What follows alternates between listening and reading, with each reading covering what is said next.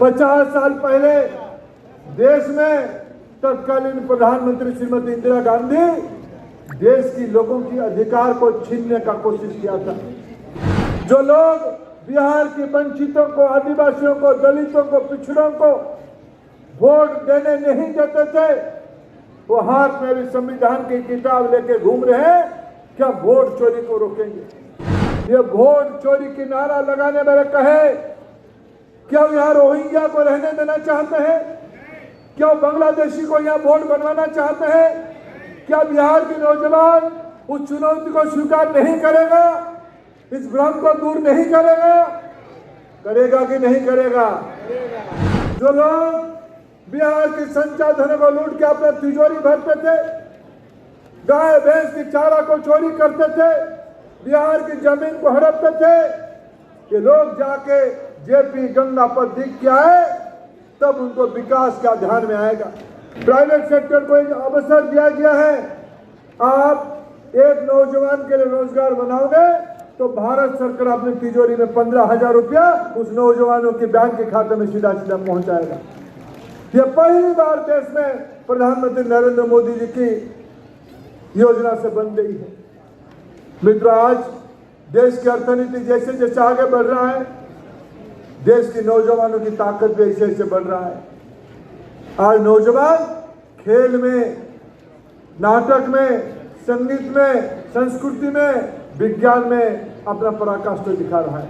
मैं आह्वान करने आया हूं, बिहार के छात्र, बिहार के नौजवान सदैव केवल अपने बारे में नहीं सोचा है। अगर 50 साल पहले बिहार के नौजवान, मैं बहुत पुरानी बात नहीं कह रहा हूं, मैं गांधी मैदान के परिसर में खड़ा हूं। 50 साल पहले देश में तत्कालीन प्रधानमंत्री श्रीमती इंदिरा गांधी देश की लोगों की अधिकार को छीनने का कोशिश किया था। देश की जनता ने आंदोलन किया था और यह आंदोलन शुरू हुई थी इस गांधी मैदान में, नौजवानों के नेतृत्व में, विद्यार्थियों के नेतृत्व में। आज 50 साल के बाद मैं फिर आपको याद दिलाने आया हूं, परिस्थिति बदली है, भूमिका आपकी बदली है, लेकिन आपके लक्ष्य समान है। देश के लिए आपको जिम्मेवारी लेना पड़ेगा। फिर आज अनेक प्रकार के लोग भ्रमित करने के लिए बिहार आ रहे हैं। कांग्रेस पार्टी की ओर से एक अपप्रचार देश भर में करवाया जा रहा है वोट चोरी का। उनके साथ यहाँ के अराजकता फैलाने वाले लोग, आरजेडी के लोग साथ में हैं। दोनों लोग, आरजेडी और कांग्रेस वाले, घूम के ये कह रहे हैं कि हम वोट चोरी को रोकेंगे। मैं बिहार की नई पीढ़ी के लोगों को आज आह्वान करना चाहता हूं, ये विषय आपके लिए सहज है। आप चैट जीपीटी को पूछिए, आप ग्रोक को पूछिए, आप कोरा को पूछिए, आप गूगल में जाइए और थोड़ा पूछिए पिछले दिनों में बिहार में वोट चोरी करने का काम किसने किया। जो लोग बिहार के वंचितों को, आदिवासियों को, दलितों को, पिछड़ों को वोट देने नहीं देते थे, वो हाथ में भी संविधान की किताब लेके घूम रहे हैं। क्या वोट चोरी को रोकेंगे? पिछले दिनों में जो लोग बंदूक बम के माध्यम से पटना जैसे शहर में भी गरीबों की वोट चोरी किया था, वही लोग अभी छद्मवेश में फिर बिहार में घूम रहे हैं। हम वोट चोरी रोकेंगे। हम आपके माध्यम से बिहार की जनता के सामने ये प्रश्न रखना चाहते हैं, बिहार की जनता को जिम्मेवारी लेना पड़ेगा। क्या इस बिहार में, मैं नौजवान को पूछना चाहूंगा, बिहार की संसाधनों के ऊपर अधिकार बिहार के नौजवानों की है या बांग्लादेशियों की है? किसके अधिकार है, बिहार या बांग्लादेश? ये यहाँ की पानी के ऊपर अधिकार किसकी है, बिहार या बांग्लादेश? यहाँ के खेतों में किसकी जोतने के अधिकार है? यहाँ की नौकरियों पे किन के अधिकार है? यहाँ की मजदूरी पे किन के अधिकार है? मित्रों, किन की वोट रखने वाला है? आपको प्रमाण दिखाना पड़ेगा। देश कोई धर्मशाला नहीं है, कोई खैरात बांटने वाले हम लोग नहीं है। हम मेहनत करेंगे तो अपने ही लिए करेंगे, अपना देश को दुनिया की 1 नंबर देश बनाने के लिए करेंगे, हमारे राज्य के विकास के लिए करेंगे। ये वोट चोरी की नारा लगाने वाले कहे क्या यहाँ रोहिंग्या को रहने देना चाहते हैं? क्या बांग्लादेशी को यहाँ वोट बनवाना चाहते हैं? क्या बिहार के नौजवान उस चुनौती को स्वीकार नहीं करेगा? इस भ्रम को दूर नहीं करेगा? करेगा कि नहीं करेगा? करेगा कि नहीं करेगा? क्या हम अपने अधिकार की लड़ेंगे कि नहीं लड़ेंगे? यही तो विषय है।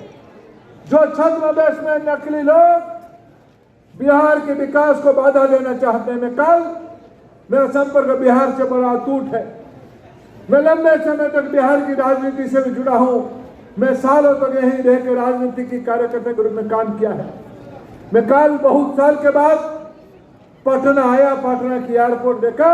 मैं प्रधानमंत्री नरेंद्र मोदी जी को बिहार वासियों की ओर से, देश की ओर से आभार प्रकट किया। आपकी दृष्टिकोण पटना आज नया रूप ले रहा है। पटना एयरपोर्ट उसकी उदाहरण है, उसकी साक्ष्य है। मैं सुबह आज टहलने के लिए जेपी गंगा सेतु में टहलने के लिए गया। मित्रों, मैं चुनौती देता हूं ये वोट चोरी की राह रहने वाले लोगों को, जो लोग बिहार के संसाधनों को लूट के अपना तिजोरी भरते थे, गाय भैंस की चारा को चोरी करते थे, बिहार की जमीन को हड़पते थे। ये लोग जाके जेपी गंगा पर दिख के आए, तब उनको विकास का ध्यान में आएगा। क्या मित्र, ऐसे नेता, जो नेता हमारे नरेंद्र मोदी है, जो नेता हमारे नीतीश कुमार है, उनके लिए आने वाले चुनाव में हमें मेहनत करना है या नहीं करना है? बताओ भाई और बहनों, मैं सुन नहीं पा रहा हूं। मेहनत करना है कि नहीं करना है? एनडीए की सरकार को दोबारा जिताना है कि नहीं जिताना है? मित्रों, यही गांधी मैदान साक्षी है। इमरजेंसी क्यों देश में लगी थी?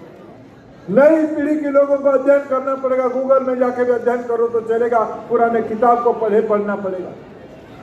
लोगों की मौलिक अधिकार, फंडामेंटल राइट को कांग्रेस पार्टी ने छीन लिया था।